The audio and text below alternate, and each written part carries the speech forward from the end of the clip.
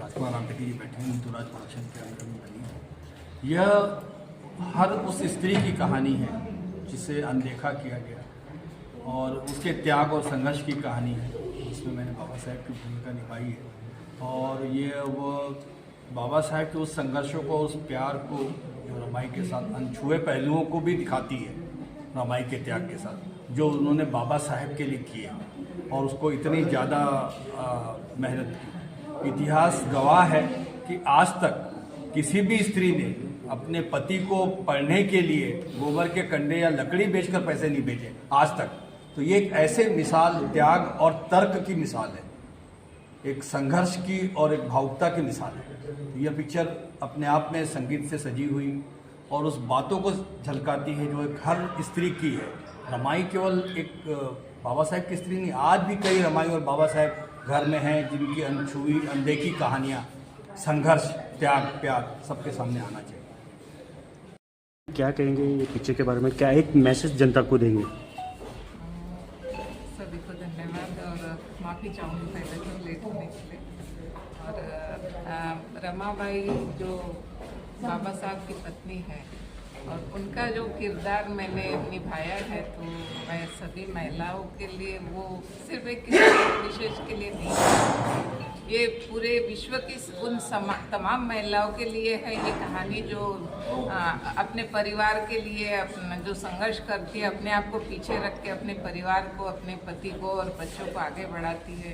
तो उन सारी महिलाओं की कहानी है ये। और रमाई का जो त्याग है, वो बाबा साहब को विश्व रत्न बनाने के पीछे जो रमाई का त्याग है, उनके बच्चों की कुर्बानी है, उनका बलिदान है, उनकी जो तपस्या है, वो सारी चीज़ें इस फिल्म में आपको देखने को मिलेगी। और मैंने पूरी अपनी कोशिश की है इस किरदार को निभाने की। वैसे तो रमाई शायद दुनिया में रमाई दूसरी कोई भी नहीं हो सकती है, रमाई केवल एक ही है, पर उसको इस आज की पीढ़ी में के लिए सामने लाना, उनके किरदार को दिखाना कि बाबा साहब के पीछे जो ताकत थी, जो शक्ति थी, उसको हमने दिखाने की ईमानदारी से कोशिश की है इस फिल्म में। और इसमें हमारे डायरेक्टर कबीरदा ने भी पूरा सहयोग दिया मुझे उस रूप में ढालने के लिए, क्योंकि मैं उसी साल मिसेस यूनिवर्स बन के आई थी और मेरा जो कैटवॉक था और मेरी जो स्माइल थी, वो सारी मुझे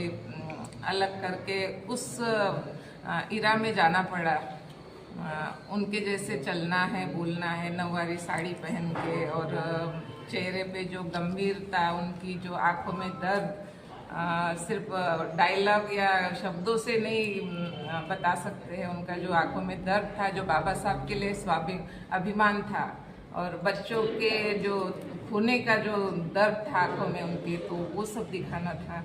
और अब तो ये 6 तारीख को रिलीज़ हो रही, तो दर्शक रियल क्रिटिक्स है तो वो बता पाएंगे कि उसमें मैं कितनी सक्सेस। कैसा रहा है रमाई के बारे? रमाई का अनुभव बहुत ही मेरे लिए एक मैंने आगे देखिए, रमाई जी का अनुभव आपके लिए कैसे रहा? उस किरदार को निभाना ये मेरे लिए एक बहुत बड़ा अचीवमेंट है और लाइफ टाइम अचीवमेंट है मेरे लिए। उनका किरदार जीना, मतलब जैसे हमने मुंबई में प्रेस कॉन्फ्रेंस रखा था और एक शो रखा था, प्रीमियर शो, उसमें उन्होंने भी कहा था कि आप दोनों ने इस किरदार को जिया है, रोल किया नहीं है, उसको जिया है। ऐसे लग रहा है कि साक्षात बाबा साहब और रमाई धरती पे वापस आ गए। तो इतने बड़े लेजेंड एक्टर जब बोल रहे थे तो मुझे लग रहा कि शायद मैंने अच्छा ही किया हो। और आप सब अभी देखेंगे तो आपको कोई ऐसा डायलॉग इस फिल्म में जो आपको छू गया? ऐसे कई सारे डायलॉग हैं और जो दुख दर्द है उनका जो अपने आप उसमें आ जाता था हमारे किरदार में। जब बच्चे उनके रमेश की डेथ होती है तो बाबा साहब को बताया नहीं था रमाई ने कि वो बीमार था, और रोते हुए जब वो खत लिखती है तो किसी के भी आंखों से आंसू, मतलब वो डायलॉग अभी सुना पाएंगे आप? कि मैं बहुत टूट चुकी हूँ साहब, और मैंने बताया नहीं आपको कि रमेश की तबीयत खराब थी और वो बचपन से ही बीमार था। और इसीलिए नहीं बताया ताकि उनकी पढ़ाई में कोई डिस्टर्ब ना हो, उनको कोई परेशानी ना हो, उनकी पढ़ाई में रुकावट ना आए। इसीलिए अपने बच्चों को खोती रही, वो अपना खुद भूखे रही, पर उनके पढ़ाई में कोई रुकावट नहीं आने दी, उनके सामाजिक कार्यों में रुकावट नहीं आने दी। तो ये सब चीज़ें मेरे लिए बहुत ही कभी ना भूलने वाली चीज़ें। Thank you.